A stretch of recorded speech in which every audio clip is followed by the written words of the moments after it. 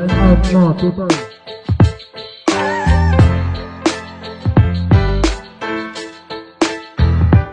Hello, what's up mga guys? So, andito tayo ngayon live sa Barangay Olo dito sa Siquijor, sa probinsya ng Siquijor. So, dito yung kasama ko mga kabataan ngayon. Magpapalaro tayo ng 3-on-3 basketball. So, mamaya titingnan natin kung sino yung lalabas naman ng laro. So, may konting pa-premyo tayo, like jersey at saka konting cash.